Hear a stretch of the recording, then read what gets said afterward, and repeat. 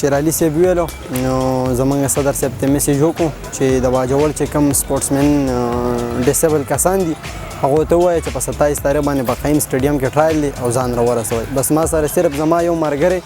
رالی او بس زه رالم چې زه چونکې اوله کې هوغومه بیا د بجلۍ د وجې زما لاس ضایع شو نو د هغه وخت نه مې ورسه شوق و نو بیا د هغه وخت نه مې ورسه ډېر شوق دی د ورکوټوالي نه بس ټیک ومه بیا تکلونه مه چې لاس مې ضایع شو نو بیا مې د هغه نه بعد مې همت نه دی بایللی ځان ته مې داسې نه دي ویلي چې زه معذور یم ما زه روغ انسان یم او د دې روغو سره به مقابله کول پکار وي او هغه شان ورسره کومه بالکل سر په سر ورسره ځمه چې هغه څنګه ګیم کوي هغه شان دې ورسره زه کوم. 2010 کې سیلابونه راوتي نو هلته کې ټولې ستنې لړکلې وي دا کومې چې بجلۍ نه تلي که نه د هغې د وجې دا ستنې اوښتې وي نو بیا هغه ستنې حکومت بیرته نیغې کړلې چونکې څنې کې تارونه تلي وو څنې کې نه تلي نو کرکټ له کوز شوی وم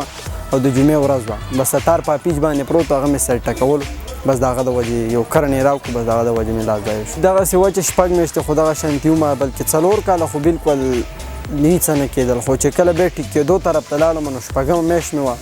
بس رو پلار مور ټولو به داد راکولی شو د دنیا نه به نه شاته کېږي دنیا نه نیم شاته شوی شکر الحمدلله او بس اوس مې تاسو وینئ ستاسو د مخامخ دغه پرفارمنس دی دغه گیم دی. سپیشل پرسن ته دا پیغام ورکوم خاص کر باجوړ لپاره دا پیغام ورکوم چونکې باجوړ کې دا خبره ویل کېدله چې د سپیشل پرسن چې کوم کرکټ دی دا ضایع کېږي یعنې ټیلنټ ضایع کېږي